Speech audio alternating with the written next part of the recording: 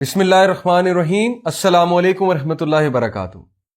پچھلے دنوں میں یوتھ کو سیرہ کلاس دے رہا تھا تو کلاس میں اچانک ایک ڈسکشن شروع ہوئی اور وہ یوتھ نے انیشیٹ کی۔ ڈسکشن اس بات پر تھی کہ آج کے دور میں اسلام پر اس طرح سے عمل کرنا جس طرح سے ہمارے نبی صلی اللہ علیہ وسلم نے بتایا وہ بہت مشکل ہے یوتھ کے لیے۔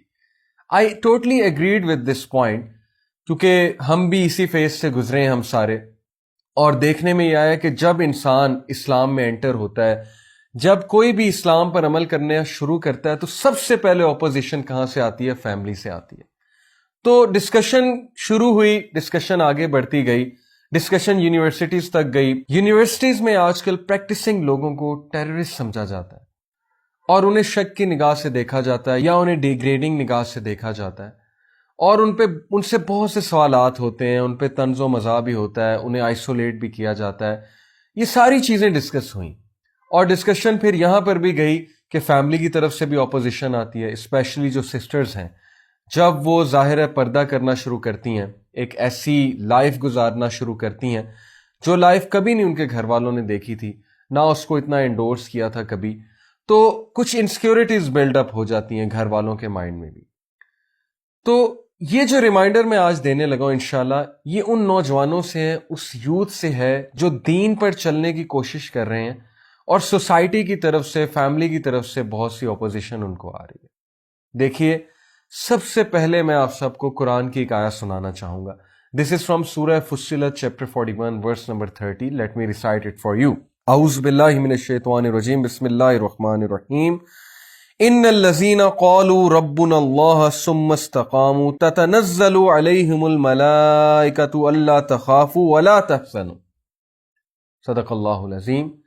اللہ تعالیٰ کہتے ہیں کہ وہ لوگ جو ایمان لے کر آئے، جنہوں نے ریکگنائز کیا اللہ سبحانہ وتعالیٰ کو، جنہوں نے ٹروتھ کو ریکگنائز کیا، اور ٹروتھ کو ریکگنائز کرنے کے بارے میں آتا ہے، صحیح بخاری کی حدیث ہے، رسول اللہ صلی اللہ علیہ وسلم نے فرمایا کہ جب اللہ سبحانہ تعالیٰ کسی کا بھلا چاہتے ہیں تو اللہ تعالیٰ اسے دین کا علم دیتے ہیں۔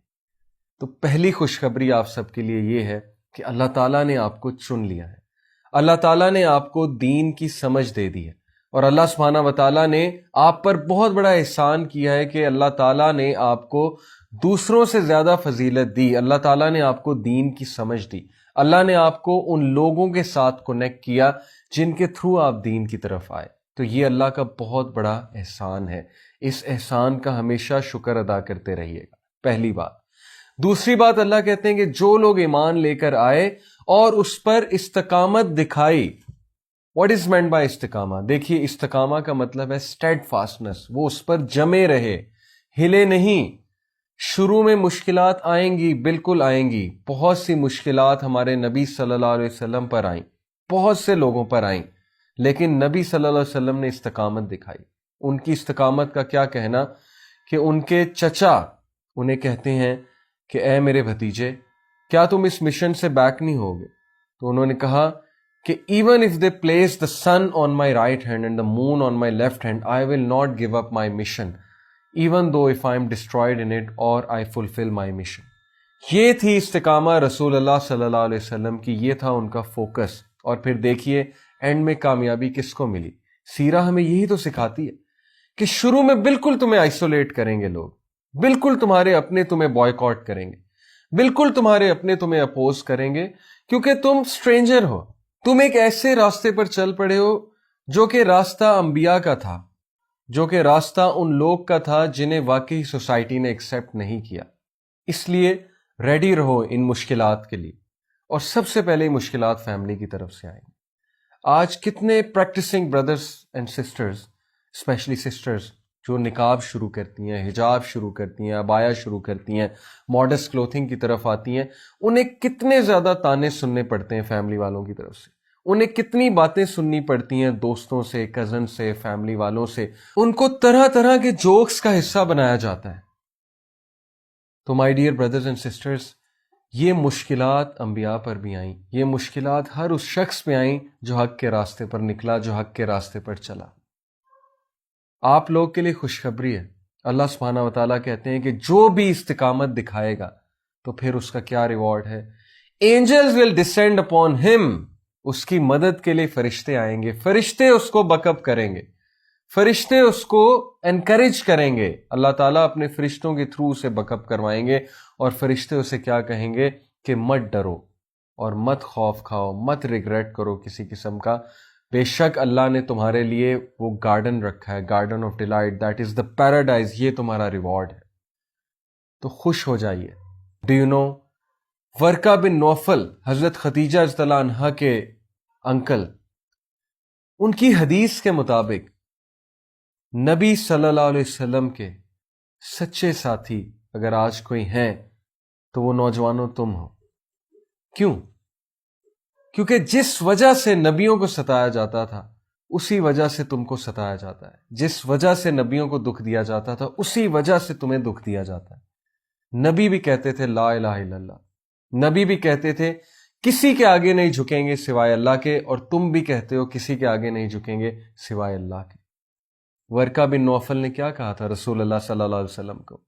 انہوں نے کہا کہ oh my nephew, if I will be alive at that time I will support you, کیونکہ یہ لوگ تمہیں بہت زیادہ مشکل میں ڈالیں گے، کیونکہ جو بھی اس راستے پر چلا اس کے لیے مشکلات تھیں اور لوگوں نے اسے بہت اپوز کیا۔